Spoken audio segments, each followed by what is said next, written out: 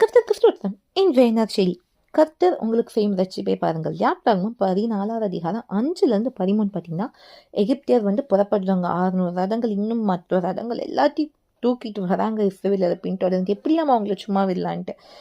இஸ்ரவேலர் ஜனங்களும் பயந்தாங்க. மோசேட்ட சொல்றாங்க, நாங்க எகிப்திலே சும்மா எங்களை விட்டுருங்கன்னு சொன்னோம்ல, நாங்க வனாந்திரத்தில் சாகிறது பார்த்துல நாங்க எகிப்தியருக்கு வேலை செய்கிறது எங்களுக்கு நலமா இருக்குமேன்னு சொல்றாங்க. ஏன்னா எகிப்தியர் பின்தொடர்ந்து வராங்க, அது இஸ்ரவேலுக்கு பயமா இருக்கா. இன்னைக்கும் நம்ம சூழ்நிலை அப்படி இருக்கலாம். ஐயோ கர்த்தர் சொல்லிதானே இப்படி வந்துட்டாங்க, பிரச்சனை ஜாஸ்தி ஆகுதுன்னு நீங்க நினைக்கலாம். ஆனா மோசே சொன்ன ஒரு வார்த்தை என்ன தெரியுமா? பயப்படாதிருங்கள், நீங்கள் நின்று கொண்டு இன்றைக்கு கர்த்தர் உங்களுக்கு செய்யும் ரட்சிப்பை பாருங்கள். இன்றைக்கு நீங்கள் காண்கிற எகிப்தியரை நீங்கள் இன்றைக்கும் காண மாட்டீர்கள். எகிப்தியர் பின்தொடர்ந்து வராங்கன்னே பயப்பட்டாங்க இஸ்ரவேலர்கள். ஆனா மோசே சொன்ன வார்த்தை, இன்னைக்கு நீங்க பார்க்குற எகிப்தியரை நீங்க இன்றைக்கும் காண மாட்டீங்கன்னு சொல்றாங்க. அதான் கர்த்தருடைய செயல். இன்னைக்கும் நீங்க சொல்லலாம், ஐயோ என் பிரச்சனை போராட்டம் வருதுன்ட்டு. ஆனா கர்த்தருடைய வார்த்தை தெளிவா சொல்லுது, கர்த்தர் நம்மளுக்கு செய்யும் ரட்சிப்பை நம்ம பார்ப்போம். இன்னைக்கு நம்ம பார்க்குற பிரச்சனைகள் இனிமேல் என்றைக்கும் பார்க்க மாட்டோம். கர்த்தர் அதற்கு ஒரு முடிவு உண்டு பண்ணுவார். அதனால கலங்காதீங்க, சோர்ந்து போகாதீங்க.